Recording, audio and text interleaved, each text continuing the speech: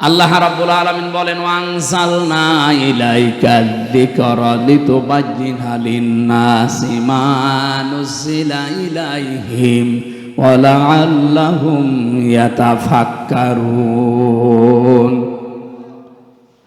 সূরা নাহলের 44 নম্বর আয়াতের শেষের দিকে আছে, হে নবী, এ কোরআন আপনার প্রতি আমি নাজিল করেছি, শুধু চুমা খাবেন আর মাথার উপরে রেখে দেবেন।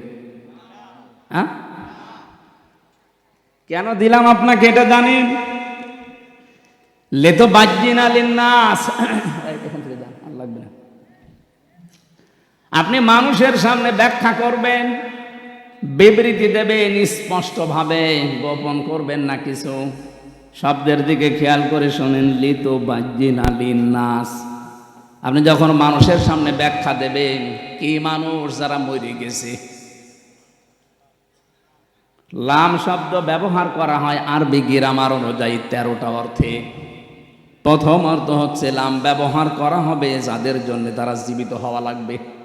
আল্লাহ এখানে যে লিন-নাস দিয়েছেন, এটা মৃত মানুষের জন্য না, জীবিত মানুষের জন্য। সুতরাং কোরআন প্রচার করা লাগবে, কোরআন ব্যাখ্যা করা লাগবে তাদের সামনে যারা জীবিত। কি কিন্তু শব্দটাকে 15.5 বছরে আমরা পাল্টিয়ে ফেলেছি। এই দেশে জীবিত মানুষদের সামনে কোরআনের ব্যাখ্যা করা কত কঠিন হয়ে গিয়েছিল। 14 জায়গায় অনুমতি নেওয়া লাগবে এরকম একটা অনুষ্ঠান করার জন্য। যারা দায়িত্বে ছিলেন সরাসরি হয়তো বলেননি যে আমরা হতে দেব না, কিন্তু যেন না হয় এইরকম ব্যবস্থা আপনি করে রেখেছিলেন। 14 জায়গায় কেউ যাবেও না, ও ছাতা কোরআনের অনুষ্ঠান দেবেও না। যাতে মাতাল হলো তাহলে ঠিক ছিল, কারণ জানে যে দেশে 96% মুসলমান। অন্তত আর সাই করি কোরআনের বিরুদ্ধে ডাইরেক্ট অবস্থান নিয়ে টিকে থাকা যাবে না। একটা ছেলে শুধু বাগান থেকে ফুল ছিঁড়ত, বাগানের মালিকের ছেলে এই ছেলের বাবার কাছে গিয়ে বলছে, চাচা আপনার ছেলে শুধু আমাদের বাগান থেকে ফুল ছেড়ে, আপনি কিছু বলতে পারেন না? ও ফুল ছেড়ে, ওর মাথা একটু খারাপ তো, এই জন্য ফুল ছেড়ে। ছেলেটা বলছে, চাচা আপনার বাগানের পাশেই তো, আমাদের বাগানের পাশেই তো আপনার বাগান আছে, ওই বাগানে তো বড় বড় ফুল আছে, ওইটা তো ছেড়ে না। ওর মাথা যদি খারাপ হবে তো ওইটাও তো ছেড়ার কথা। চাচা বলছে, ভাতিজা মাথা খারাপ, তবে অত খারাপ না। ওদের মাথা খারাপ হয়ে গিয়েছিল 15.5 বছরে, তো এত খারাপ হয়নি যে সরাসরি বলবে কোরআন চলতে দেব না। তো যেন না চলে এরকম কাজ সব ওরা করেছিল। ওরা জীবিত মানুষদেরকে শোনাতে দিত না। হ্যাঁ, মানুষ মরে গেছে, আপনি কোরআন পড়েন।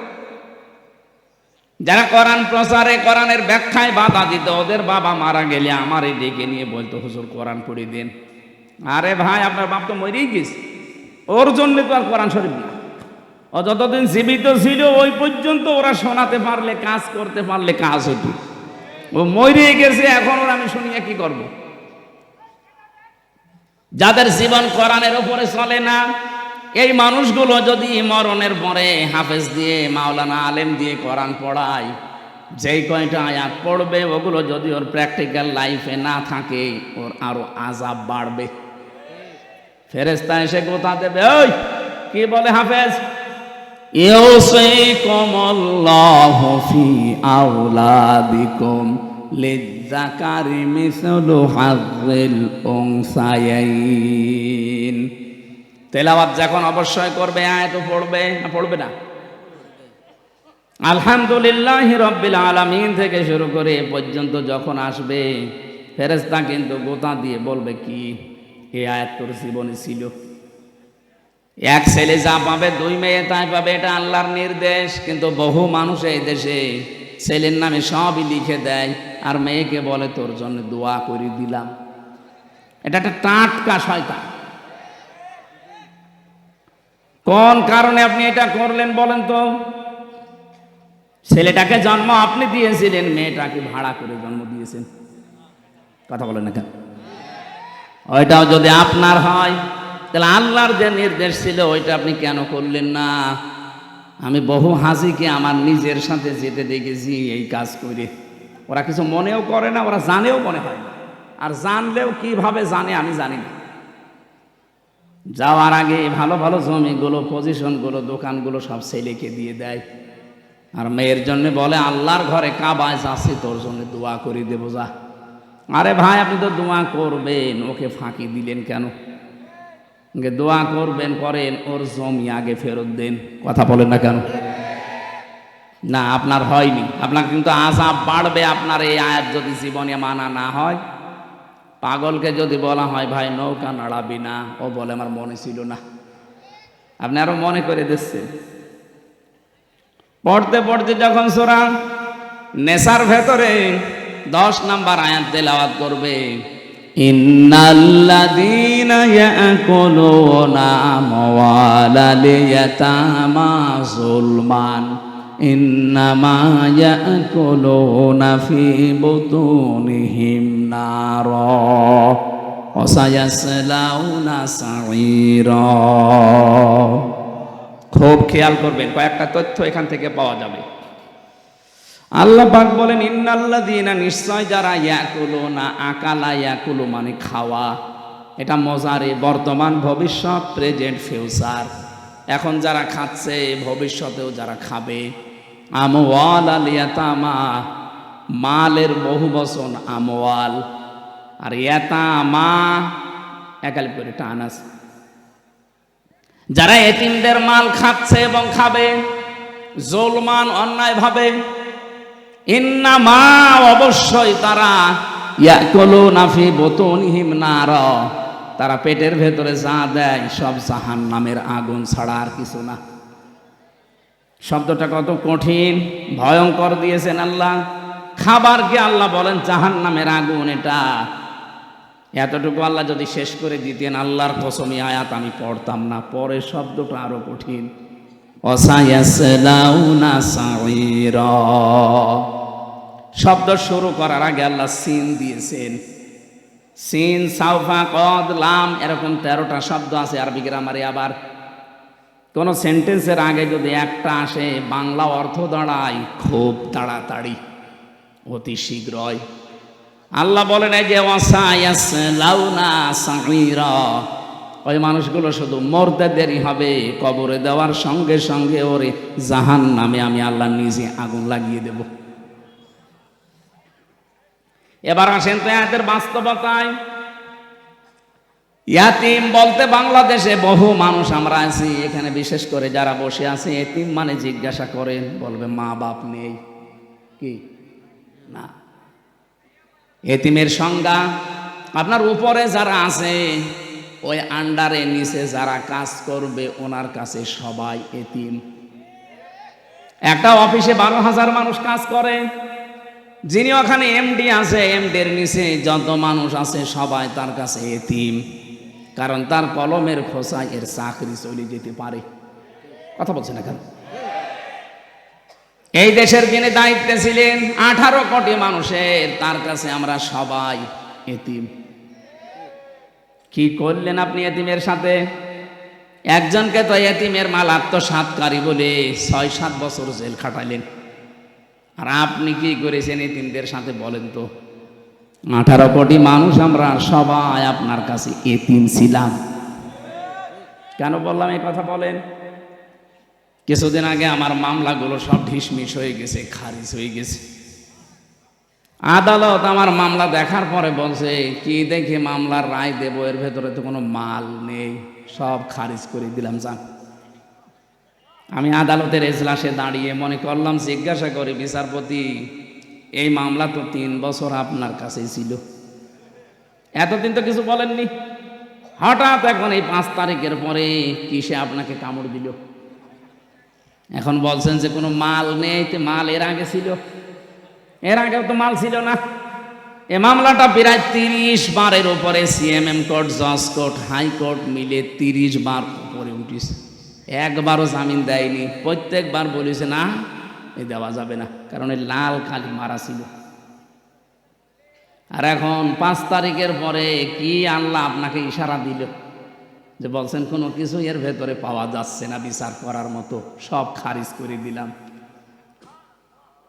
উনি এই কথায় আমাকে বলতো, খাস কামড়ায় আমাকে ডাকও দিয়েছিল, কিন্তু আমি যাইনি, কারণ আমার রাগ হয়ে গিয়েছিল। কি করে 3টা বছর আমি ওনার কাছে, আমার বাবা, আমার চাচা, আমার যারা শুভাকাঙ্ক্ষী, বিশেষ করে আমার মামলা যারা দেখাশোনা করত, এতবার একটা ঠুনকো মামলা নিয়ে যাওয়া লাগে।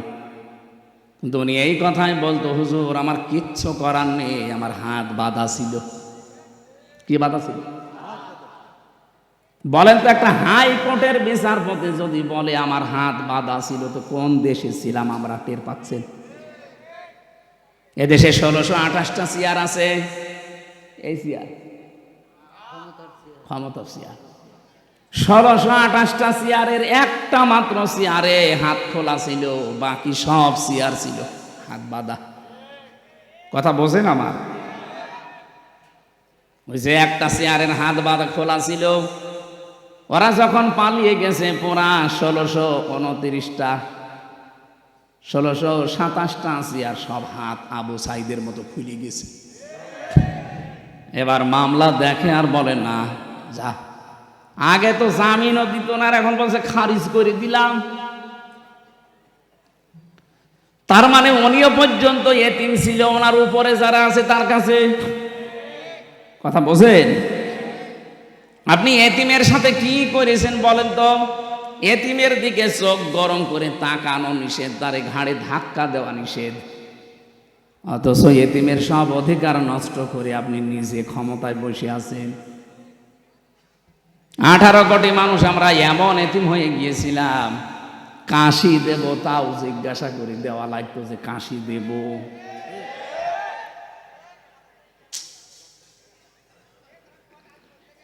কি অবস্থায় ছিলাম আমি নিজে টের পেয়েছি। রিমান্ডে ওই 10টা দিন আমার কাছে মনে হচ্ছে এক একটা ঘন্টা, এক এক বছর যাচ্ছে। আরে ভাই, এমনিতে তুই নিজেও জানিস যে ওর কোনো দোষ নেই, নিয়ে যে এমনিতে বলতে পারতিস না হুজুর বসে থাকেন, 10 দিন পরে আপনারে আমরা আদালতে দিয়ে দেব। কি করেছেন? আপনার বিবেকে কি একটু বাধা দেয়নি? নিজেই মাঝে মাঝে এসে বলতো আপনার কোনো দোষ নেই, আমরা জানি। এত খারাপ আচরণ করতেন কি করে? আমি যাই হয় ছোটখাটো, আমার নামের আগে অন্তত আলেম লেখা আছে। কি আপনি আমার পায়ে ডান্ডা বেড়ি লাগিয়েছেন, মাজায় দড়ি বেঁধেছেন ছাগলের মতো, হাত মানুষের সামনে বাঁধে আর আমার বেঁধেছে পেছনে, কালো কাপড় দিয়ে চোখ বেঁধে নিয়ে আপনি টাঙিয়ে দিলেন 11 ঘন্টা। এমনি আমার শরীর চলে না, এর উপরে যদি এত বড় অত্যাচার 1-2 ঘন্টা করে ছেড়ে দেন। 3টা বছর ফাঁসির কন্ডেম সেলের ভেতরে যোগাযোগ বিচ্ছিন্ন করে আমার অধিকার সব নষ্ট করে রেখেছিলেন। জেলে থাকলে তো 10 বছর থাকা যায়, ফাঁসির ওই কন্ডেম সেলের ভেতরে শুধুমাত্র সেলে রেখে দিয়ে শেষ করেনি, 24 ঘন্টার তালা লাগিয়ে রাখে, আবার সিসি ক্যামেরা দিয়ে রেখেছি আমার সাথে কেউ যেন কথা না বলে, আবার যোগাযোগ বাইরে পুরা বিচ্ছিন্ন। হ্যাঁ, আমার চাইতে কঠিন অবস্থায় ছিল যারা আয়না ঘরের গভীরে ছিল। আমিও ছিলাম 10 দিন, কিন্তু অত গভীরে না। মাঝে মাঝে দেখতাম কিছু মানুষ চিৎকার করছে। একটা মানুষ 2 বছর, 5 বছর, 8 বছর, 10 বছর, 14 বছর করিয়া আছে, কেউ জানে না। এত বড় বড় নখ হয়ে গেছে, চুল দাড়ি গপ, মনে হচ্ছে আকাশ থেকে জঙ্গল থেকে মনে হয় বেরিয়ে আসতেছে। দেখলে আপনার ভয় লাগবে। যারা এত বড় নখ, বলেন তো কি অবস্থা তার? এই লোকটা দেওয়ালের সাথে খুশিয়ে খুশিয়ে লিখে রাখতো, ভাই যদি বাইরে যেতে পারেন এই নাম্বারে একটু জানাবে যে আমি এখনো বেঁচে আছি।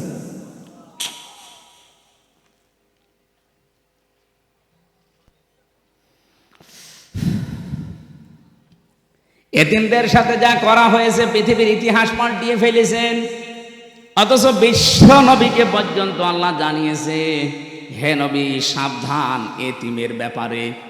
আর আইতাল্লাযী ইউকাযযিবু বিদ্দীন ফাযালিকাল্লাযী ইয়াদউল ইয়াতীম। আপনি কি ওই মানুষগুলোকে দেখেননি? হরফে ইস্তেফহাম, প্রশ্নবোধক চিহ্ন, ইন্টারোগেটিভ সেন্টেন্স। এটা নবীকে আল্লাহ প্রশ্ন করছেন, হে নবী আপনি কি ওই মানুষগুলোকে দেখেননি যারা কিয়ামত যে হবে এটা বিশ্বাস করে না। নবীজি বলেন, কই আমার সামনে যারা আসে তো দেখে মনে হয় সব কিয়ামতে বিশ্বাসী মানুষ। এদের চেহারা সুরত দেখলেই মনে হয় যে আকাশ থেকে মনে হয় জিবরাইল ওকে ফেলে দিয়েছে, এত সুন্দর চেহারা। কিয়ামত বিশ্বাস করে না মানে? আল্লাহ বলেন, হ্যাঁ আমি যেগুলো বলছি দেখেন এগুলোর ভেতরে আছে কিনা। ওয়ালা ইয়াহুদ্দু আলা তাআমিল মিসকিন ফাযালিকাল্লাযী ইয়াদউল ইয়াতীম। যারা এতিমের গলায় ধাক্কা দেয়, মিসকিনকে খাবার দেয় না। এখানে ইয়াহুদ্দু শব্দের শাব্দিক অর্থ উৎসাহ দেওয়া, নিজে না পারলে অন্যকে দিয়ে উৎসাহ দেওয়াবেন। মিসকিন সাকানায়াস কোন থেকে শব্দটা এসেছে? মিসকিন মানে যে মানুষের ঘর বাড়িও নেই, যে মানুষটা সব সময় শুধু থাকার জায়গা কোথায় পাওয়া যায় কোথায় পাওয়া যায় এই চিন্তা করে। আর ইয়াতামা শব্দটা তআম থেকে বলা হয়। তআম মানে খাদ্য, চিন্তায় থাকে, খাবারের টেনশনে থাকে, এই মানুষটাকে এতিম বলা হয়। এই জন্যে সাফ পাতা এতিমের ব্যাখ্যায় ওপরে যারা আছে তার নিচে যত মানুষ আন্ডারে কাজ করবে সবাই তার কাছে এতিম। এইভাবে যদি বাংলাদেশে শব্দটা বোঝার পরে আমরা কাজে লাগাতাম, এদেশে কোনো মানুষের অধিকার তার অধীনস্থ যারা আছে নষ্ট হতো না। আজ কত মানুষ তার উপরে চেয়ারে বসতে পারে, কিন্তু এতিমরা যারা দাঁড়িয়ে আছে উপরে কলমের খোসা দিয়ে তাকে উপরে উঠতে দেয় না। এই 15.5 বছরে বহু মানুষের অধিকার আপনি নষ্ট করেছেন। বিভিন্ন চেয়ারে বসে বসে এই মানুষগুলোর অধিকার নষ্ট করার কারণে মানুষগুলো আজ উপরে উঠতে পারে না। ডক্টর ইউনূস আপনি দেখছেন আজ 10-12 দিন শুধু একই কথা বলছেন যে আমারে স্বচ্ছ নির্মল চরিত্রবান এই মানুষগুলো দেন, অথচ মানুষ নেই। মানুষ পাচ্ছে না এদেশে নির্মল চরিত্রের, স্বচ্ছ চরিত্রের। যারা সৎ চরিত্রের মানুষ, যোগ্যতা সম্পন্ন মানুষে মানুষ উনি পাচ্ছে না। পাবে কোথায়? 15.5 বছর তো এরকম মানুষকে উপরে উঠতে দেওয়া হয়নি, তাদেরকে ফেলে রেখেছেন এমন জায়গায় তারা 15.5 বছরে মরিয়ে গেছে একেবারে। আমার কথার অর্থ আপনি বোঝেননি, আমি শুধু ইঙ্গিত দিলাম। আজ এতিমদের অধিকার নষ্ট করা হচ্ছে, এতিমের মাল আত্মসাৎ করা হচ্ছে। যারা এতিমের মাল এতদিন খেয়েছেন, আপনি জাহান্নামের আগুন খেয়ে বেঁচে আছেন। আমি একজনের নাম বলছি, আপনি উল্টা পাল্টা নেবেন না। সালমান এফ রহমান এই দরবেশ, এই যে 36,000 কোটি টাকা ও কি জায়েজ ভাবে কামাই করেছে। 7টা ব্যাংক থেকে এই টাকাগুলো মারিং কাটিং করা। ব্যাংকে হাজার হাজার লক্ষ মানুষের টাকা ছিল, আমরা এখন সব এতিম। কথা বলে না কেন? এতিমের মাল যারা ভক্ষণ করে এরা জাহান্নামের আগুন খায়, এটা আমি বানালাম। সুতরাং এই কাজ যারা করেছিলেন, এমনকি অনেক মানুষ আছে সুদ খেয়ে আনন্দে আছে, টাকা ছেড়ে রাখে, টাকা আসে নাকি বগুড়ায় শুরু হয়নি, 1000 টাকা ছেড়ে রাখে, 1 মাস পরে 200 টাকা করে বেশি পায়। বলেন সুবহানাল্লাহ। আমি এরকম বহু মানুষ নিজের চোখে দেখেছি, টাকা ছেড়ে রাখে, টাকা আসে, ওই টাকা তোলে উনি খায় আর আল্লাহ আল্লাহ করে।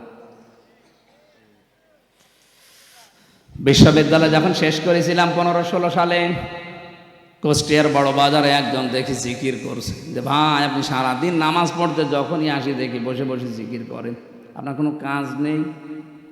না আমি কিছু করি না। তো কিছু না করলে শহরে থাকেন, টাকা পান কোথায়? আমার বাবার জমি ছিল, বিক্রি করে ব্যাংকে রেখে দিয়েছি, ওখান থেকে প্রতি মাসে মাসে লাভ আসে। বলছে না যে সুদ আসে, লাভ আসে, ওইটা তুলি খাই আর আমি আল্লাহ আল্লাহ করি। লাভ বলেন আর ইন্টারেস্ট বলেন, ওইটা কিন্তু সুদ, কবিরা গুনাহ হবে। আমারে বলছে হুজুর আমি জানি সুদ খেলে কবিরা গুনাহ হয়, এই জন্য টাকা আমার নামে না, টাকা আমার বোন নামে, বোর নামে টাকা রেখে দিয়েছে। গোনা যদি হয় আমার বোর হবে। এরপরেও যদি গোনা হয়ে যায়, যে বসে বসে জিকির করি, এটা খেলা করার জন্য না। এই জিকিরের সাওয়া আবার ওই গোনা কাটা কাটি, মাঝখানে জান্নাতে যাব ফাও। কি ধান্দায় আছে দেখেছে? এরকম ধান্দা মাছ মানুষ বগুড়ায় নেই। যারা এই যে টাকা ছেড়ে রাখেন, টাকা আসে, আর কিছু না হোক আপনার মায়ের সাথে জেনা করার গোনা হচ্ছে, এটা কি বিশ্বাস করে নাকি আমি বানালাম? হাদিস কোরআনে কারিমে সূরা বাকারার ভেতরে আছে, যারা সুদ খায় তাদেরকে শয়তান এরকম মাসাহ করে দেয়। সুদ খায় যারা, কিয়ামতের দিন যখন দাঁড়াবে তারা মহাবিষ্ট হয়ে দাঁড়াবে, মনে হবে ওদেরকে কেউ যেন ছুঁয়ে দিয়েছে। মানুষের শরীরে যখন অজানা একটা স্পর্শ আসে, ওই মানুষটা কিন্তু অন্যরকম হয়ে যায়। কিয়ামতের দিন শয়তান ওদের শরীরের ভেতরে মাসাহ করে দেবে। আল্লাযীনা ইয়াকুলুনার রিবা ওয়া ইয়াকুমুনা ইল্লা কামা ইয়াকুমুল্লাযী ইয়াতাখাব্বাতুহু শাইতানু মিনাল মাস, ইলা আখিরি আয়াত। রব্বুল আলামিন বলেন, দুনিয়াতে যারা সুদ খায় তাদের দৃষ্টান্ত জানেন, কিয়ামতের দিন তাদেরকে বিশাল বিশাল শিকল দিয়ে বেঁধে ফেরেশতারা নিয়ে আসবে। আয়াতটা পড়ার ব্যাখ্যা করার পরে আমার মনে হয় বাংলাদেশে বহু মানুষ এরকম আছে যারা কিয়ামতে 70 গজ শিকল দিয়ে তাদেরকে ময়দানে নিয়ে আসা হবে। এরকম মানুষ এই জেলায় নেই, আমরাই। আশা করছি আজকের এই বয়ান শোনার পর মনের ভেতরে যদি একটু প্রতিক্রিয়া সৃষ্টি হয়, বাড়ি যাওয়ার পরে সিদ্ধান্ত নিয়ে নেবেন, টাকা চাই ছেড়ে রেখেছি, জীবনে এই টাকার আর লাভ নেব না, আমি আল্লাহর ভয়ে ছেড়ে দিলাম। কারা কারা ছেড়ে দিতে পারবেন হাত তোলেন তো? হ্যাঁ, তোলেন তোলেন। বহু মানুষ এলাকায় চলছে এই ব্যবসায়, আলহামদুলিল্লাহ। ঠিক আছে ভাই, আশা করছি আপনি ছেড়ে দেবেন। বগুড়াবাসী খেয়াল করে শুনবেন, রব্বুল আলামিন যেটা বোঝাতে চেয়েছেন স্পষ্ট দলিল আর প্রমাণ দিয়ে আমার বলার দায়িত্ব জীবিত মানুষদের সামনে, কিন্তু পরিস্থিতি আমাদের অনুকূলে ছিল না, এই জন্য জীবিত মানুষদের সামনে আমরা বলতে পারি নাই। আমরা বলতাম মানুষ মরে গেলে, যে লোকটা সুদ এভাবে খেতে খেতে মারা যায়, আল্লাহর কোরআন জানিয়েছে যারা সুদ খেয়ে মারা যায় এই মানুষগুলোর সম্পদ তাদের কোনো কাজে আসে না। ইয়ামহাকুল্লাহুর রিবা ওয়া ইউরবিস সাদাকাত, আল্লাহ বলেন আমি সুদকে, হারাম কামাইকে ধ্বংস করি, আর বৈধ যেগুলো জাকাতের মাধ্যমে আসে, যারা সাদকা করবে এদের এইগুলো আমি আল্লাহ বৃদ্ধি করি। এই আয়াতটা যে কত বাস্তব, 2024 সালের 5 আগস্টের পরে আমি আয়াতটা মিলিয়েছি, 100 ভাগ এগুলো মিলে গেছে। আজ যারা সুদের টাকা নিয়ে, ঘুষের টাকা নিয়ে, মানুষকে মিথ্যা মামলা দিয়ে বিপদে ফেলে তার কাছ থেকে অবৈধভাবে টাকা ইনকাম করেছে, কত কোটি কোটি টাকার মালিক ছিল তারা বলেন, 5 তারিখের পরে তাদের সবগুলো হাতছাড়া হয়ে গেছে। 12 কোটি টাকা, 15 কোটি টাকা দামের গাড়ি রাস্তায় পড়ে আছে, মালিক নেই। আমি কি বানিয়ে বলছি? এটা হয়েছে না? 12 কোটি টাকা দিয়ে যে লোকটা একটা গাড়ি কিনতে পারে, তার টাকা আছে কত বলেন তো? আপনি চিন্তা করতে পারেন, 12 কোটি টাকা খালি গাড়ি কিনেছে, অথচ এখন 5 তারিখের পরে নিচে এসে বলবে যে গাড়িটা আমার, এই সাহসও তার নেই। বললে সে ধরা খাবে, এই জন্য মালিক নেই, পড়ে আছে রাস্তায়।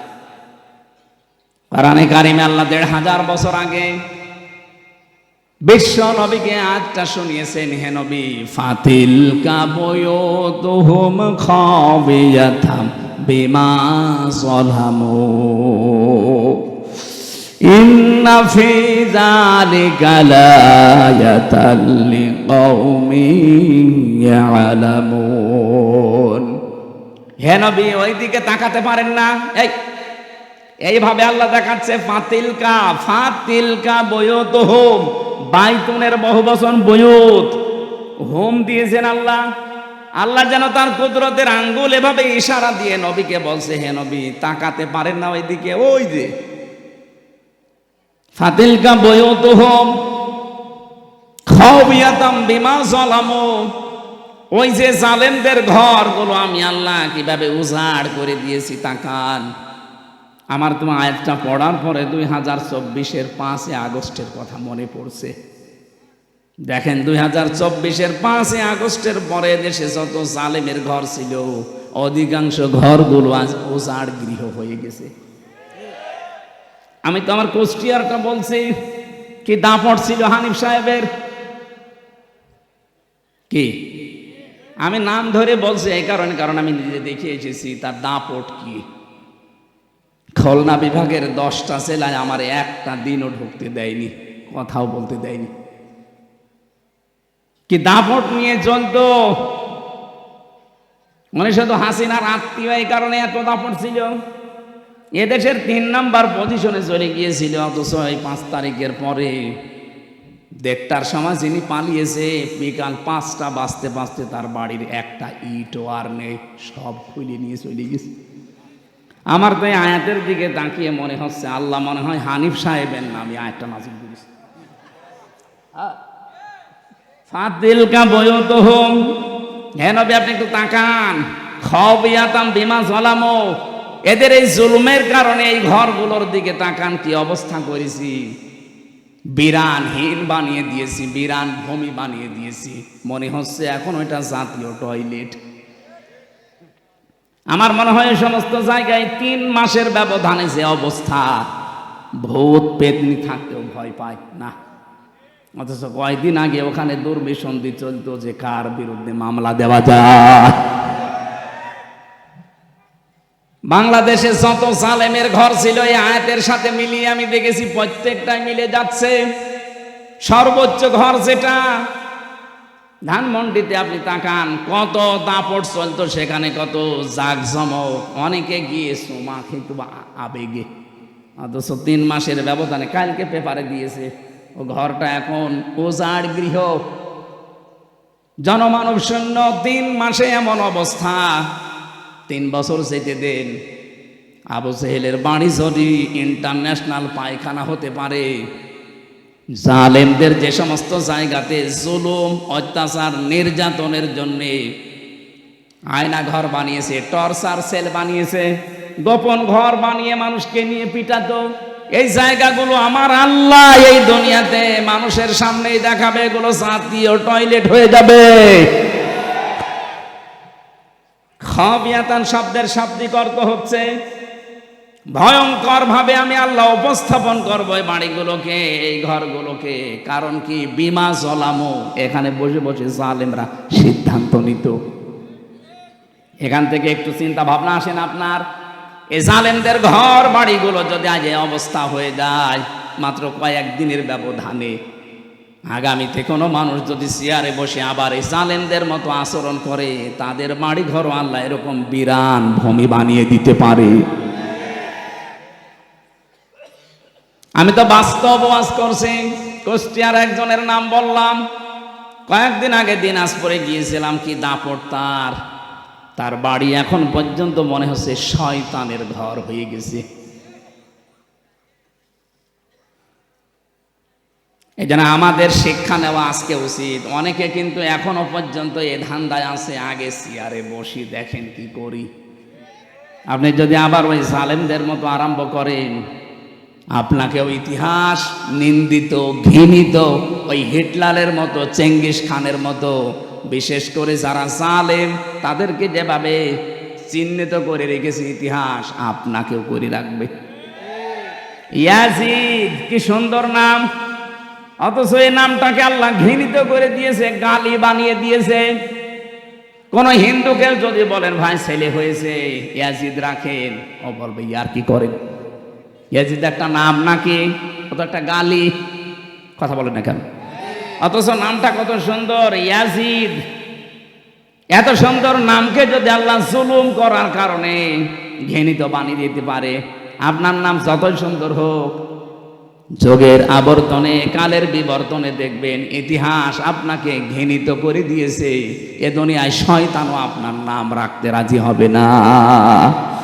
এই জন্য থামেন, কারো জীবনে চলো জুলুম এসে না যায়। এজন্য অবৈধ ইনকামের টাকা পয়সা যারা এতদিন রেখে গেছেন, দুইটা ক্ষতি হবে আপনার। কোরআনে কারিমের ব্যাখ্যা জানাচ্ছে, যারা অবৈধভাবে উপায় করেন, এই অবৈধ সম্পদ আল্লাহ আপনাকে ভোগ করতে দেবে না। দরবেশের কত টাকা আপনি জানেন? বাংলাদেশের শ্রেষ্ঠ ধনীর তালিকায় তার নাম, অথচ এখন জেলখানার মেঝের উপরে শুয়ে আছে। আমি যেভাবে মাটির উপরে শুয়ে থাকতাম সেইভাবে আছে। কি হইল তার এই টাকা পয়সা? এটা তো দুনিয়া গেল। আল্লাহ পাক বলেন, সব চাইতে ভয়ঙ্কর কথা, যারা অবৈধভাবে দুনিয়া ইনকাম করবে, চর্ম চোখে দেখতে মনে হবে বিশাল কিছুর মালিক হয়ে গেছে, এ মানুষটা মরণের সঙ্গে সঙ্গে ঈমান নসিব হবে না, বেঈমান হয়ে মরবে। এর চাইতে আপনি আবার কি চান? সম্পদগুলো ভোগ করতে পারলেন না, বেঈমান হয়ে মরে গেলেই তো শুরু হবে কবরে। ওই যে মুগুরের বাড়ি, একবার বাড়ি দেওয়ার সঙ্গে সঙ্গে 70 গজ নিচে চলে যাবেন, আবার নখ দিয়ে ফেরেশতারা টেনে তুলবে, আবার বাড়ি লাগাবে। কার জন্য কি করে গেলেন আপনি? আপনার ছেলের জন্য, মেয়ের জন্য, বর জন্য, মা বাবার জন্য করেছিলেন নাকি? মনে মনে ভাবতেন যে ঘুষের টাকা 20,000, 50,000, 1 লাখ নিলাম, আমার ছেলে মেয়ে বউ আমার মা বাবা শান্তিতে থাকতে পারবে? পারবে। কিন্তু একটা বারের জন্য জিজ্ঞাসা করেন, 1 লাখ টাকা ঘুষ খেলে যে গোনাটা হয়েছে, এই পাপটা আপনার ওই মা বাবা নেবে কিনা?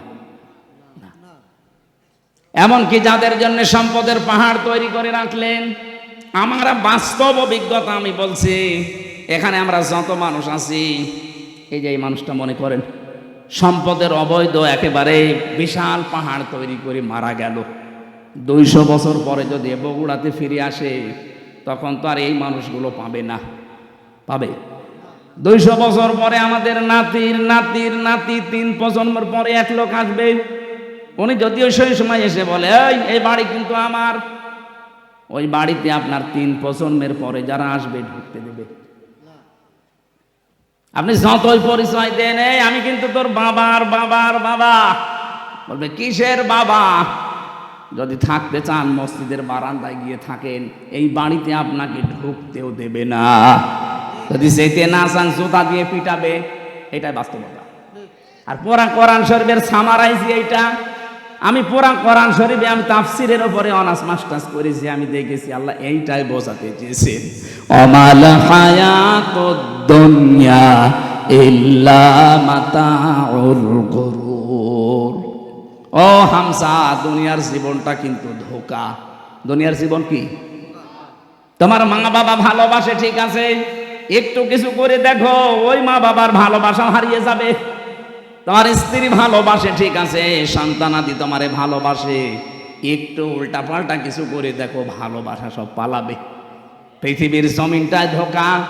যার জন্য যা করছেন বৈধটা না হয় অবৈধ হলেই ওরাই আপনার বিপক্ষে কিয়ামতে জাহান্নামে দেওয়ার জন্য ব্যস্ত হয়ে পড়বে। ডাক দিয়ে বলবে, ওয়াকালাল্লাযীনা কাফারু রব্বানা আরিনাল্লাযাইনি আযাল্লানা মিনাল জিন্নি ওয়াল ইনস লাহুম কুলুবুন লা ইয়াফকাহুনা বিহা রব্বানা আরিনাল্লাযাইনি আযাল্লানা মিনাল জিন্নি ওয়াল ইনস নাজআলুহুমা তাহতা আকদামিনা লিয়াকুনা মিনাল আসফালিন। আল্লাহকে নিজে ডাক দিয়ে বলবে, আল্লাহ এ আমার বাবা, এ আমার বড় ভাই, এ আমার নেতা, এদেরকে আমি দেখিয়ে দিলাম এই মানুষগুলো নিজেদের স্বার্থে আমাদের জন্য বহু কিছু দুনিয়ায় করেছে, ওদেরকে আমরা করতে বলি নাই, দেখিয়ে দিলাম। আমাদেরকে যা শাস্তি দিবা শুধু ওদেরকে আমাদের কাছে এনে দাও, তোমার কিছু করা লাগবে না। তাহাতা আকদামিনা, কদমের বহু বচন আকদাম, 5 শব্দের বহু বচন, আল্লাহ 2 দ্বিবচন দিয়েছেন, বহু বচন। 2 পায়ের নিচে ওদের মুখের উপরে লাথি দিয়ে জাহান্নামের একেবারে নিচে দিয়ে ফেলবো। ওই সন্তান বলবে, যে সন্তানকে 2 তলা বাড়ি বানাতে গিয়ে আপনি বৈধ অবৈধ দেখেননি, বাবা শাহজালাল সব হালাল। এরকম পাগল দেশে নেই? আছে মানে আমরাই। আমরা যেন এই পাগলামি আর না করি সামনে। সুতরাং ব্যাখ্যা যখন যেইটা করব কোরআনে কারিম দিয়ে, আমার দায়িত্ব হবে জীবিত মানুষদের সামনে এই সঠিক কথাগুলো তুলে ধরা। আর যারা জীবিত মানুষ শুনবে তাদের দায়িত্ব কি? না লিতো বাজ্জিনা লিন্নাস, আল্লাহ পাক বলেন ওলা আল্লাহুম ইয়াতাফাক্কারুন, হে নবী আপনার সামনে যারা এই কথাগুলো বুঝবে, শুনবে, অনুধাবন করবে, এরা যেন বাড়ি যেয়ে চিন্তা ভাবনা করে। সুতরাং শুধু 1 বছর পরে পরে শুনতে আসবেন আর গরুর মতো জীবন কাটাবেন না, শোনার পরে বাড়ি যেয়ে চিন্তা ভাবনা করেন। তাই তো আমি যদি 200 বছর পরে আবার বগুড়ায় ফিরে আসি, আমার নিজের আপন জনরাই তো আমার বাড়ি উঠতে দেবে না। আল্লাহ আমাদেরকে তুমি এই পাগলামি থেকে অন্তত বাঁচাও। এটা হবে, এর প্রশ্নের জবাব আল্লাহ আগেই পাঠিয়ে দিয়েছেন। এরপরও যদি আমরা কেউ ফেল করি, আমার মনে হয় ওরে 5 থেকে নামিয়ে দেওয়া দরকার। কিসে? আল্লাহ আমাদের বোঝ দাও, বলেন আমিন। কোরআনে কারিমের 6666টি আয়াত, মাত্র একটা আয়াত পড়েছি, সূরা হামিম সেজদার 30 নম্বর আয়াত। আমাকে আল্লাহ এই মাথার ভেতরে যে জ্ঞান দিয়েছেন, এই আয়াতে যত কথা আছে আমার কাছে ব্যাখ্যা নোট করা আছে। আমার মনে হয় মরণ পর্যন্ত যদি আয়াতটার ব্যাখ্যা করা হয় তারপরও শেষ হবে না, এত কথা এর ভেতরে লুকানো আছে। আমরা যতটুকু পারি এবার তাফসীর আকারে কথা বলবো ইনশাআল্লাহ। কোরআনে কারিম এবার আহ্বান জানাচ্ছে, ইন্নাল্লাযীনা ক্বালু রাব্বুনাল্লাহ, অবশ্যই যারা এই কথা বলতে পারে আমাদের রব আল্লাহ, সুম্মাস্তাকামু, এর উপরে টিকে থাকে, ইস্তেকামাত পয়দা করে, দৃঢ়তা নিয়ে অটুট থাকে, অটল থাকে, স্থিতিশীল থাকে, তাতানাজ্জালু আলাইহিমুল মালায়েকা, তারা বিপদে পড়লে আমি আল্লাহ গ্যারান্টি দিলাম তাদের জন্য ফেরেশতা নাজিল করি ও সাহায্য করব। আমি জানি এই কথা শোনার পরে আমাদের 100% বিশ্বাস অনেকেরই নেই। আল্লাহ যে মুমিন বান্দারা বিপদে পড়লে সাহায্যের জন্য ফেরেশতা পাঠাতে পারে, এটার বিশ্বাস আমাদের এখনো তৈরি হয়নি। খালি শুনি সেই জন্মের পর থেকে যে বিপদে পড়লে মুমিনদের জন্য আল্লাহ ফেরেশতা পাঠায়, কোনদিন তো চর্ম চোখে দেখি না, এই জন্য আমাদের বিশ্বাস হয় না। আল্লাহ রাব্বুল আলামিনের কথাগুলো আমাদেরকে বিশ্বাস করা লাগবে কি 98% না 100%?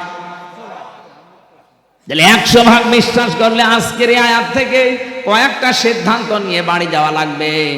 ফেরেশতা একটা দুইটা না, মালায়েকা বহু বচন।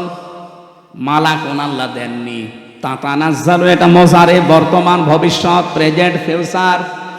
আল্লাহ পাক বলেন ফেরেশতা মণ্ডলী আসার পরে বলবে, আল্লাহ তাখাফু ওয়ালা তাহজানু, কোনো ভয় নেই, কোনো চিন্তা নেই। কিসের ভয়, কিসের চিন্তা, এই দুইটা শব্দের ব্যাখ্যা আজকে করব আমরা। কিসের ভয় নেই ফেরেশতারা বলে, কিসের চিন্তা নেই? ওয়াবশিরু বিল জান্নাতিল্লাতী কুনতুম তুআদুন, তারা জান্নাতের সুসংবাদ নিয়ে আসে, ওই জান্নাত যার ওয়াদা আল্লাহ তোমাদের সাথে করেছেন। জোরে বলে সুবহানাল্লাহ। এটা ছিল আয়াতের বাংলা অর্থ। এবার আসে আমরা ব্যাখ্যার দিকে যাই। আমার মনে হয় আপনারা বুঝতেছেন তো নাকি? হ্যাঁ বুঝতেছে। প্রথম শব্দে ছিল ইন্নাল্লাযীনা, ইসমে মাউসুলা দিয়েছেন আল্লাযীনা, এর আগে ইন্না দিয়েছেন। আল্লাহ যদি শুধু আল্লাযীনা দিয়ে শুরু করতেন তাও বাংলা অর্থ চলে আসতো, যে আল্লাযীনা ক্বালু রাব্বুনাল্লাহ, যারা বলে আমাদের রব আল্লাহ। আল্লাহ বলেন না, আমি গ্যারান্টি দিলাম, ইন্নাল্লাযীনা। বাবা মাঠে যাওয়ার আগে সন্তানকে বলছে আমি মাঠে গেলাম, দুপুরবেলা খাবার নিয়ে যাবে। সারাদিন পরিশ্রম করে বিকালে এসে দেখছে ছেলে খাবার নিয়ে যায়নি, মার্বেল খেলছে, কি বাবা তো খুব খুশি হবে। গরু মারা যে লাঠি আছে ওইটা দিয়ে পেটাবে আর বলবে, বেটা তোরে আমি 100 বার বললাম খাবার নিয়ে যাবে, তারপরও তুই গেলি না। 100 বার বলেছি, কয়বার? আপনার 100 বার, একবারের ভেতরে 100 বারের গুরুত্ব ছিল। আল্লাহ কোন শব্দকে 100 বার বলার ইরাদা যদি করেন, অতবার না বলে একবারেই আয়াতের আগে, শব্দের আগে ইন্না লাগিয়ে দেন। এখানে আল্লাহ শব্দ শুরুই করেছেন ইন্না দিয়ে। ইন্নাল্লাযীনা ক্বালু রাব্বুনাল্লাহ, নিশ্চয় যারা, অবশ্যই যারা এই কথা বলতে পারে আমার রব আল্লাহ, আমার রব বলে না রব্বুনাল্লাহ, আমাদের সবার রব আল্লাহ, এ কথা যারা গ্যারান্টি দিতে পারবে, সুম্মাস্তাকামু, আর এর উপরে টিকে থাকতে পারবে। এটা যে বাস্তবে কত কঠিন, আমি ছেলে যাওয়ার পরে কিছুটা আঁচ পেয়েছি। মীর কাশেম আলীর নাম শুনেছেন, আমি নামটা ধরলাম এই কারণে, আমি উদ্বুদ্ধ করতে চাই। আল্লাহকে যারা রব বলার পরে টিকে থাকতে পারে, তাতানাজ্জালু আলাইহিমুল মালায়েকা, আল্লাহ যে ফেরেশতা পাঠায় তাদের কাছে, এটা বাস্তব। ওনার মাত্র 3 ঘন্টা পরে ফাঁসি। ওনার যে দায়িত্বে ছিলেন কারারক্ষী কুতুব ভাই, আমার ওই দিন দায়িত্বে ছিলেন, আমাকে এসে বলছে, ভাই শহীদ মীর কাশেম আলী, আমি যখন নামাজের ভেতরে এই তেলাওয়াত করছিলাম এশার নামাজে, ইন্নাল্লাযীনা ক্বালু রাব্বুনাল্লাহ, নামাজ শেষ হওয়ার পরে উনি আমার সামনে দাঁড়িয়ে আমার বলছে, হামজা ভাই যে আয়াতটা পড়লেন, এই আয়াতটা যে কত বাস্তব এটা আমি নিজে চোখে দেখেছি শহীদ মীর কাশেম আলীর জীবনে। লোকটার মাত্র 3 ঘন্টা পরে ফাঁসি। আমি ওনাকে জানাতে আসলাম যে স্যার সময় নেই, মাত্র 3 ঘন্টা আছে, আপনি প্রস্তুতি নিন। আমারে বলছে, কারারক্ষী ভাই এখনো 3 ঘন্টা, আমি 2 ঘন্টা ঘুমিয়ে গেলাম, আপনি 2 ঘন্টা পরে আমারে ডেকে দেবেন। ও আমারে বলছিল যে ভাই যার 3 ঘন্টা পরে ফাঁসি, যার ছেলে ব্যারিস্টার গুম হয়ে আছে, আরমান 8 বছর গুম হয়ে আছে, ও জানেই না যে বেঁচে আছে না মরে গেছে। তাও যে নর্মাল পাগল ছাগল হলে তো হয়তো, ব্যারিস্টার। আর ছেলে চেহারা দেখেছেন, রাজপুত্রের মতো চেহারা, কত বড় শিক্ষিত একটা ছেলে, তার যে প্রপার্টিজ আছে, লক্ষ লক্ষ মানুষের কর্মসংস্থান বানিয়েছে, সেই উত্তরাধিকারে ছেলে, 2 ছেলে গুম হয়ে আছে, তার মেয়ে লাইফ সাপোর্টে আছে, তার বউ। এরকম কঠিন মুহূর্তে মাত্র 3টা ঘন্টা পরে যার ফাঁসি হয়ে যাবে, তার দলীয় যে লোকজন, লক্ষ লক্ষ মানুষ পালিয়ে বেড়াচ্ছে, হাজার হাজার মানুষ জেল খাটতেছে, কথা বলে না কেন? অথচ সেই লোকটা দেখলাম 2 ঘন্টা ঘুমিয়ে 2 ঘন্টা পরে উঠে বলছে, গোসল করলো, ওযু করার পরে বিস্কিট বের করে বলছে, ফাঁসি তো হয়ে যাবে, বিস্কিট খাবেন আপনি। কারারক্ষী কুতুবউদ্দিন বলছিল, না আমার খাওয়া লাগবে না, আপনি তাড়াতাড়ি রেডি হয়ে নেন। নতুন জামা পায়জামা বের করলেন ব্যাগের ভেতর থেকে, সবগুলো পরার পরে বলছে, ফাঁসির যে পোশাক আছে ওইটা কি পরাবেন, নাকি আমি যা পরেছি এইটাই নিয়ে যাবেন? ওনার লুঙ্গি পরা ছিল, দেখলাম লুঙ্গি ভিজা ছিল, নাড়ি দিলেন, বললেন এইটা আমার ফাঁসি হয়ে গেলে আর একটা কয়েদিকে দিয়ে দেবেন, সে জীবনে পরতে পারবে। সুন্দর জামা কাপড়, পায়জামা পরলেন নিজে, পাঞ্জাবি গায়ে দিলেন। আমারে বলছে, আর কয় মিনিট বাকি আছে, শাহজাহান জল্লাদকে ডাক দেন, চলেন আমরা যাই, মনে হচ্ছে শ্বশুর বাড়ি যাবে। আপনি বাস্তবে শুনতে যত সহজ মনে হচ্ছে, ওই জায়গায় থাকলে অত সহজ না। আমার মতো একটা সাধারণ মানুষ, 3টা বছর মাত্র আমি এমনি যোগাযোগ বিচ্ছিন্ন ছিলাম, তাছাড়া আমার সেই রকম অত্যাচার করে না, করেছে হালকা পাতলা, আমার তুলনায় কিছুই না। কত মানুষকে নখ তুলে নিয়েছে আমার সামনে, কত মানুষকে ডিম দিয়েছে আমার সামনে, ওই তুলনায় তো আমার অত কিছু না। তারপরও আমি শুধু জেলখানায় বসে ওই 24 ঘন্টা সেলের ভেতরে বসে থাকতাম, তাই আমার ঘুম আসে না, ঘুমের বড়ি খাওয়া লাগে। অথচ তার 3 ঘন্টা পরে ফাঁসি, ওই লোকটা 2 ঘন্টা আরামে ঘুমাচ্ছে। আমার বলছিল, ভাই ওনার ঘুম আসলো কি করে? আমি বললাম, এই যে আয়াত পড়লাম নামাজে, এইটার কারণে। যারা আল্লাহকে সত্যি মন থেকে রব বলার পরে টিকে থাকতে পারে, যত ঝড় ঝাপটা আসুক না কেন, দুনিয়া একদিকে, আমার রব একদিকে, এই সিদ্ধান্তের উপরে যারা অটল থাকতে পারে, অটল থাকতে পারে, কোরআন গ্যারান্টি দিচ্ছে তাদের বিপদে আপদে আল্লাহ ফেরেশতা নাজিল করে। অবশ্যই ফেরেশতা তার কাছে এসেছিল, মাস্ক নিয়ে এসেছিল, নয়তো এই 2 ঘন্টা তার ঘুম আসার কথা না। কারণ আমি নিজের সাক্ষী, ঘুমের বড়ি সিটাক্সিন খেয়ে, কষি আম খেয়েও আমার ঘুম আসে নাই। খালি আমার ওই ছোট মেয়েটার চিন্তা হয়তো কি করছে সে, অথচ তার নিজের ছেলে গুম হয়ে গেছে। আমার মেয়ে তো মাটির সাথে কথা বলে, ওই সময় 7 মাস রেখে এসেছিলাম। ও তো মরে গেলেও অসুবিধা নেই, আর একটা মেয়ে হবে। আর তার ছেলে ব্যারিস্টার পাশ করেছে, সেই গুম হয়ে আছে। তার কাছে প্রতিনিয়ত সংবাদ আসতো আপনার ছেলে গুম, আপনার স্ত্রী লাইফ সাপোর্টে পড়ে আছে, বাঁচতেও পারে নাও বাঁচতে পারে। এই কঠিন পরিস্থিতিতে আপনি বলেন তো, ফেরেশতা যদি তার কাছে এসে পরের এই 2টা শব্দ না শোনাবে, আল্লাহ তাখাফু ওয়ালা তাহজানু, 1 নম্বরে বলেছে ভয় পাবেন না, চিন্তা করবেন না। কিসের ভয় পাচ্ছেন? ফাঁসি। ওই যে জান্নাতের সিঁড়ি দেখা যাচ্ছে, এখান থেকে শুধু এই জামানা বাদ দিয়ে আর একটা জগতে যাবেন, ওই সিঁড়ি দিয়ে আপনি জান্নাতে প্রবেশ করবেন। 2 নম্বরে ওয়ালা তাহজানু, চিন্তা করবেন না। কিসের চিন্তা? হয়তো আপনার চিন্তা আসতে পারে, আমি যদি এখন মারা যায়, ফাঁসি হয়ে যায়, আমার ছেলেটা তো গুম হয়ে আছে, আমার পরিবার কে দেখবে, আমার এত বড় বড় ব্যবসা, আপনার আর কয় টাকা আছে? মীর কাশেম আলী বাংলাদেশে 5 জন ধনী থাকলে এরকম অবস্থায় ছিল একজন। লক্ষ লক্ষ মানুষকে কর্মসংস্থান তৈরি করে দিয়েছে। কোন পর্যায়ে ছিল বলেন তো সেই লোকটা?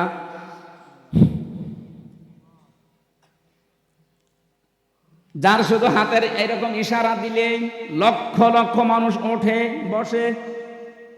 আমার কথা তো ছাগলও শোনে না। মুরগি যে বলা হয় মুরগি ধান খাস না, মুরগি আরো চোরে চোরে খায়। আর তার কি ক্ষমতা আল্লাহ দিয়েছিলেন, পাওয়ার দিয়েছিলেন সারা বাংলাদেশে না সারা পৃথিবীতে, মুসলিম বিশ্বে তার একটা নাম ছিল আলাদা। আমি কতগুলো মুসলমান দেশ ঘুরে আসলাম, এই দেশে কয়েকজনকে অনেকেই চেনে, তার ভেতরে মীর কাশেম আলী একজন। বহু মানুষের কর্মসংস্থান বানিয়েছে, তাও জায়েজ ভাবে, আরাম ভাবে না। এই মানুষটাকে ফেরেশতারা হয়তো এই কথা বলেছিল, আমি তাফসিরে পড়েছি, এইভাবেই লেখা আছে। ফেরেশতারা বলে চিন্তা করবেন না, আপনার দলীয় লোকজন পালিয়ে বেড়াচ্ছে, জেলখানায় আছে, আপনার স্ত্রী অসুস্থ, ছেলে গুম হয়ে আছে, ব্যবসা প্রতিষ্ঠানগুলো সব সরকার হাতছাড়া করে নিচ্ছে, কোনো চিন্তা নেই, ভয় নেই, এগুলোর সব দায়িত্ব আল্লাহ নিজে নেবে। এই কথাটা কানের কাছে যখন ফেরেশতারা বলে তখন তার ঘুম আসে, তাছাড়া ঘুম আসা সম্ভব না। ফেরেশতারা এসে তার সামনে জান্নাতটা তুলে ধরে, যেমন হযরতে আসিয়ার সামনে জান্নাত তুলে ধরেছিল ফেরেশতারা, তিনি যখন ঈমানের পরীক্ষা দিচ্ছিলেন। ইয ক্বালাত রাব্বি ইবনি লি ইনদাকা বাইতান ফিল জান্নাতি ওয়া নাজ্জিনি মিন ফিরআউনা ওয়া আমালিহি ওয়া নাজ্জিনি মিনাল কওমিজ যালিমিন। সম্মানিত মা বোন যারা এসেছেন, এই আয়াতে আপনাদের 2টা শিক্ষা আছে। মেয়েরা এসেছে, আমার মা বোনেরা, অনেকে মনে করে আমি নামাজ পড়ি, রোজা রাখি, কালো বোরকা পরে বেড়াই, আমি জান্নাতে যাব না, যাবে কে? না। হযরতে আসিয়ার দিকে তাকান, এত বড় কঠিন পরিস্থিতি, তার ঈমানের উপরে টিকে থাকতে গিয়ে তার হাতের ভেতরে পেরেক লাগিয়েছে তার নিজের স্বামী ফেরাউন, তার কপালে পেরেক লাগিয়েছে, পায়ের ভেতরে ছলাকা লাগিয়েছে, মাথার উপরে গরম তেল ঢেলে দিয়েছে, চুলগুলো সব উঠে গেছে। কঠিন পরিস্থিতি যখন চলছিল, আল্লাহ নিজে ফেরেশতা জিবরাইলকে বলছে জান্নাত তুলে নিয়ে আমার বান্দির সামনে ধর। হযরতে আসিয়া জান্নাত দেখার পরে ডাক দিয়েছিলেন, হে ফেরেশতা জিবরাইল, জান্নাত আল্লাহ পাঠিয়েছে, আল্লাহকে একটু বলেন উনি যেখানে আছে ওই জায়গায় যেন একটা ঘর আমার জন্য আলাদা বানিয়ে রাখে, ওই ঘরে বসে বসে 24 ঘন্টা আমি আল্লাহকে সব সময় দেখতে চাই। 1 নম্বরে তিনি কি ঈমানের পরীক্ষায় কি কথা বললেন। 2 নম্বরের কথাটা মেয়েদের জন্য বলার জন্য আমি আয়াতটা পড়লাম। হযরতে আসিয়া বলেছিলেন, রব্বি নাজ্জিনি মিন ফিরআউনা ওয়া আমালিহি ওয়া নাজ্জিনি মিনাল কওমিজ যালিমিন। 2 জায়গায় 1 আলিফ করে টান আছে। হযরতে আসিয়া বলেছিলেন, হে আল্লাহ, আমার স্বামী ফেরাউন নিজে জুলুম করছে, লোকজন দিয়ে করাচ্ছে, এই জুলুমের যে বিভৎস অত্যাচার সীমা লঙ্ঘন করে ফেলেছে, আমি জীবিত অবস্থায় আমার শরীরের ভেতরে শলাকা পেরেক, আমার মাথার চুলগুলো সব তুলে ফেলেছে, আমার লজ্জা স্থান ওরা বর্ষা মারবে বলে রেডি হয়ে আছে। এ কঠিন পরিস্থিতি দেখে তুমি যেন রেগে যেও না, তুমি আমাকে বাঁচাও অন্তত এই জুলুম থেকে, আমার স্বামীর অত্যাচার থেকে, আর যাদেরকে দিয়ে অত্যাচার করায় তাদের অত্যাচার থেকে তুমি আমাকে বাঁচাও, কিন্তু তুমি আমার স্বামীর ওপরে গজব দিও না। চিন্তা করেছেন কোন অবস্থায় দোয়া করছে? এত বড় কঠিন ভয়ঙ্কর অত্যাচার জুলুম নির্যাতনের পরও তিনি স্বামীর জন্য বরদোয়া করেননি। হ্যাঁ, বলেছিলেন তুমি আমাকে স্বামীর অত্যাচার থেকে বাঁচাও, আমার স্বামীর ওপরে তুমি অত্যাচার করো না।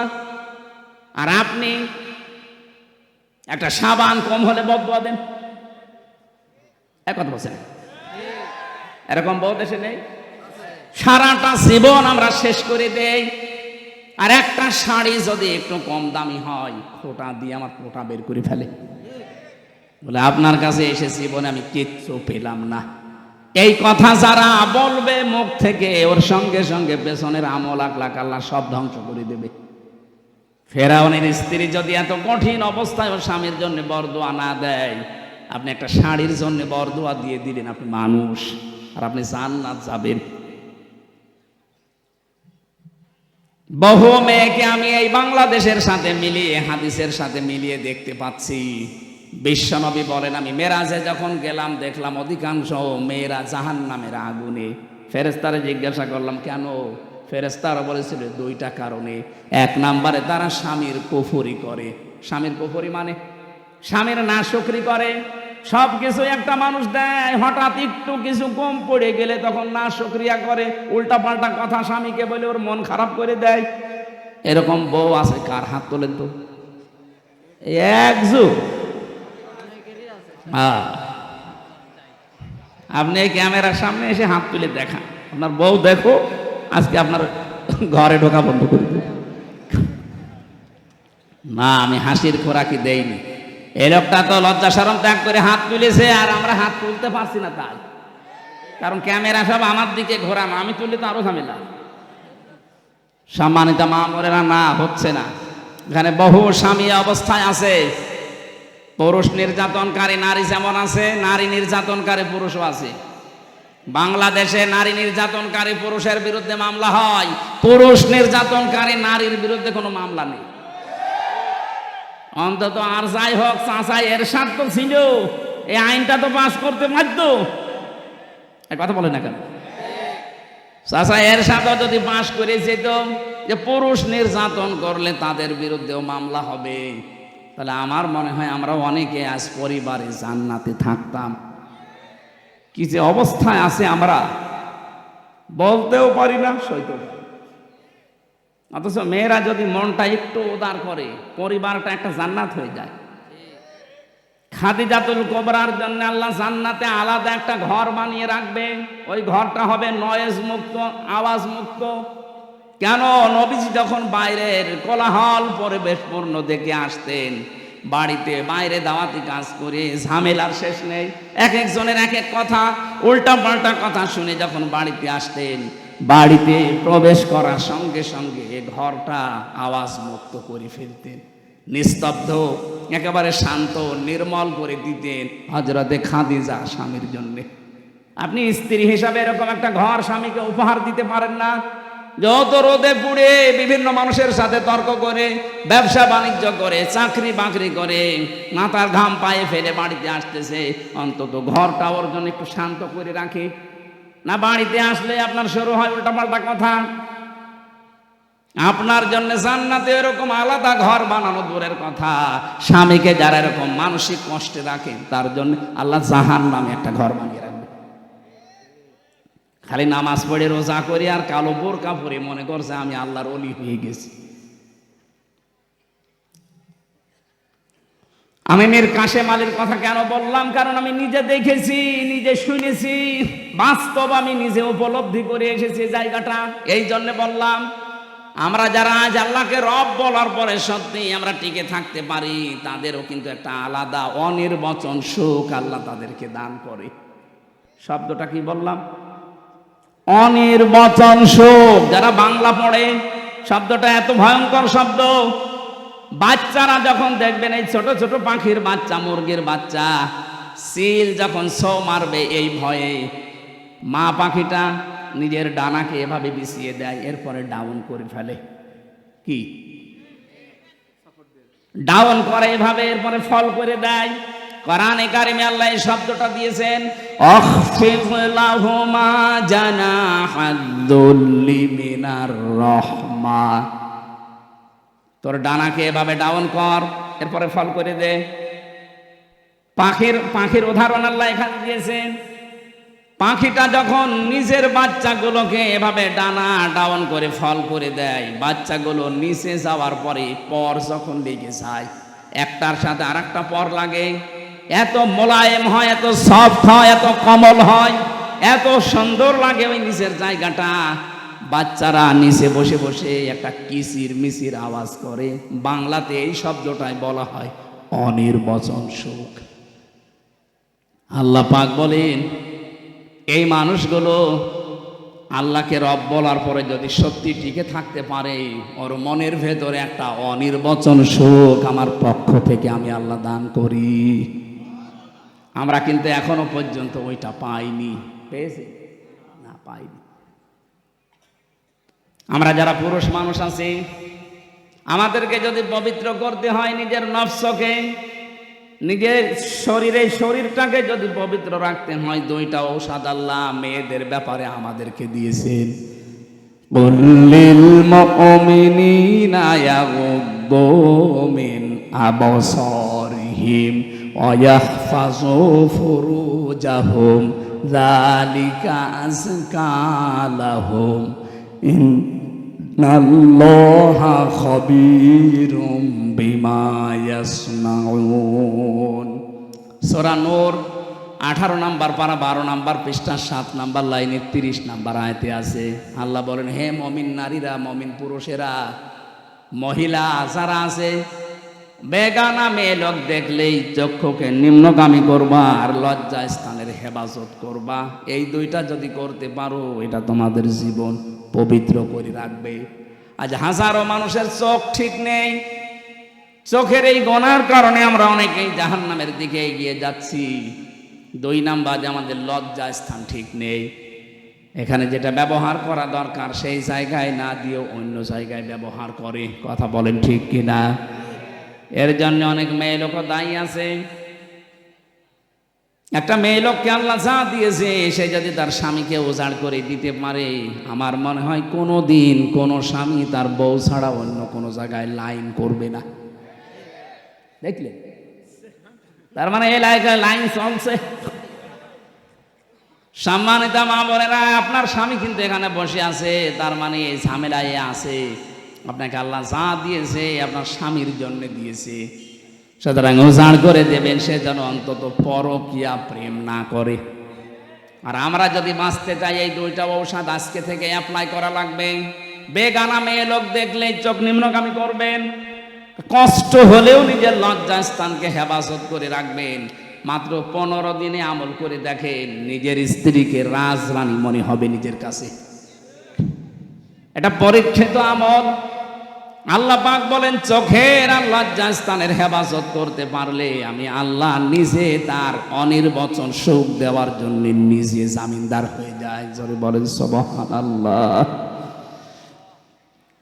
যে পর্যন্ত এসেছিলাম, এবার আসেন আমরা দ্বিতীয় শব্দের ব্যাখ্যায় যাচ্ছি। আমরা যারা বলতে পারি আমাদের রব আল্লাহ, শব্দটা কি শুরু করলেন? আল্লাহ রব। আল্লাহর 5000 নাম আছে, তার ভেতরে প্রথম নাম দিলেন আল্লাহ রব। কে দিয়েছে বলেন? রব কাকে বলে? নেই থেকে, আমি আবার বলছি, নেই থেকে ধীরে ধীরে পূর্ণতায় যিনি পৌঁছিয়ে দেন, তার নাম আরবিতে বলা হয় রব। আমি কি ছিলাম বলেন তো? নেই। কি ছিলাম? 33 বছর বয়স এখন আমার। 34 বছর আগে আমি কি ছিলাম? নেই। এই কথা বলেন না কেন? আল্লাহ পাক আমাকে প্রথমে রব শব্দটা দিয়ে যায় স্মরণ করিয়েছে। হাল্লা তাআলাল ইনসানি হিনুম মিনাদ দাহরি লাম ইয়াকুন শাইআম মাযকুরা। আমি ব্যাখ্যা করেছি, তাফসির থেকে লিখেছি এগুলো, তাফসিরে ইবনে কাসির আর ফি জিলালিল কোরআন। রবের প্রথম অর্থ হচ্ছে সৃষ্টিকর্তা। সূরা আলাকে যে প্রথম আয়াত পড়েন ওর ভেতরে দলিল দেওয়া আছে, ইকরা বিসমি রাব্বিকাল্লাযী খলাক। পড়ো তোমার ওই রবের নামে যিনি তোমাকে বানিয়েছে। তাহলে রবের প্রথম অর্থ সৃষ্টিকর্তা, স্রষ্টা। আমাদের স্রষ্টাকে আরো জোরে, যারা রব হিসাবে আল্লাহকে মানবে তাদের এই দুর্বল জায়গায় আল্লাহ একটু আঘাত দিয়েছেন। তুমি কিন্তু নেই ছিলে, নেই থেকে আমি আস্তে আস্তে তোমাকে আজ হামজা বানিয়ে এই চেয়ারে বসিয়ে দিয়েছি। দ্বিতীয় নম্বরে রবের ব্যাখ্যায় পেয়েছি, রব মানে রিজিক দাতা। শুধু আমাকে সৃষ্টি করে শেষ করে দেননি, আমাকে রিজিকও দিয়েছেন। মায়ের পেট থেকে শুরু করে এখনো পর্যন্ত রিজিক দিচ্ছে কে? দলিল দেওয়া আছে সূরা জুমারের 50 নম্বর আয়াতে। এক একটা শব্দে এত কথা ব্যাখ্যা করা আছে, আমি রাত বেশি হয়ে যাচ্ছে বলে সামারাইজ করে ফেলছি। 3 নম্বরে রব মানে মাবুদ, যিনি ইবাদত পাওয়ার একচ্ছত্র মালিকানা, তার যোগ্যতা আছে। পৃথিবীতে বহু কিছু আছে, তারা ইবাদত পাওয়ার জন্য চেষ্টা করেছিল, নিজেকে দাবি করেছিল, কিন্তু ইবাদত পাওয়ার যোগ্যতা তাদের ছিল না। ফেরাউন নমরুদেরা নিজেরাই খোদা দাবি করে বলেছিল আমার ইবাদত করো। আল্লাহ পাক বলেন না, ইবাদত পাওয়ার যোগ্যতা শুধু আমার, কারণ আমি বানিয়েছি তোদেরকে আমার ইবাদত করার জন্য। এই ব্যাখ্যাটা দিয়েছেন সূরা জারিয়ার 56 নম্বর আয়াতে, ওমা খালাকতুল জিন্না ওয়াল ইনসা ইল্লা লিয়াবুদুন। 4 নম্বরে রব মানে আইনদাতা। আমি শুধু তোকে ইবাদত আমার করবি কিভাবে? আমার আইনগুলো মানার মাধ্যমে। 500 আইন আমি তোকে দিলাম, শরীয়তের বিধান, আইন, নিয়ম নীতি। আমার বাংলাদেশে আমরা মাত্র একটা আইন মানি, তাও পূর্ণাঙ্গ না, অর্ধেক। অথচ কোরআনে আইন আছে 500। আমি একটাও যদি মানলাম এখনো 900 কি 499টা বাকি আছে। আপনি রব মানেন কি করে? কবরে যাওয়ার পরে তো বলবে মার রব্বুকা। বাঙালি হিসাবে যদি বলে ফেলেন রব্বি আল্লাহ, ফেরেশতারা বলবে দাঁড়া, রব মানে 4 নম্বরে আইনদাতা। আল্লাহর কোন কোন আইন মানতিস একটু বলতো, ধরা খেয়ে যাবেন।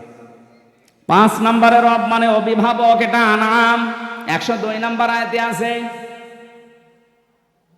রব শব্দের ভেতরে যে 5টা অর্থ, 19টা পেয়েছি, সামারাইজ করে আমি 5টা বেশি ব্যবহার হয় পুরা কোরআনে, এই জন্য এগুলো লিখলাম।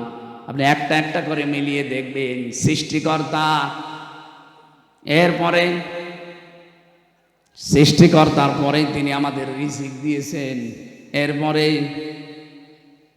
তিনি আমাদের ইবাদত পাওয়ার একচ্ছত্র মালিকানার যোগ্যতা নিয়ে বসে আছেন।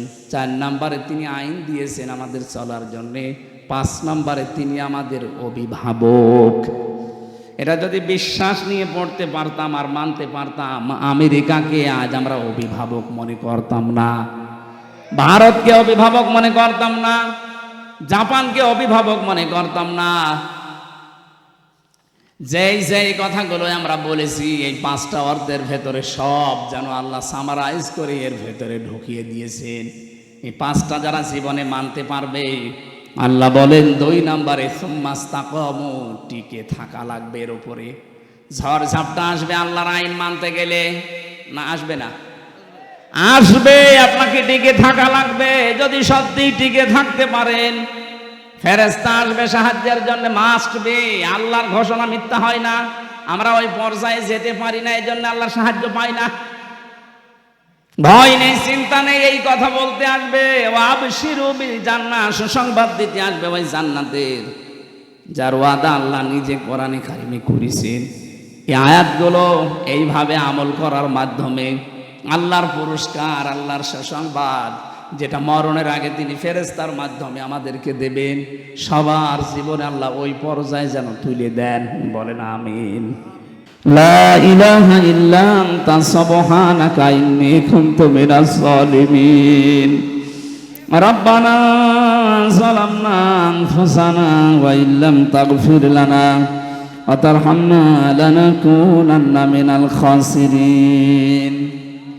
রব্বুল আলামিন বগুড়া জেলার শাহজাহানপুর থানার তাকিয়ে দেখো হাজারো মানুষ আমরা কোরআনে কারিমের কথাগুলো বোঝার জন্য চাতক পাখির মতো শুনছিলাম। যতটুকুই বুঝেছি তুমি আমাদের বাস্তব জীবনে আমল করার তৌফিক দাও।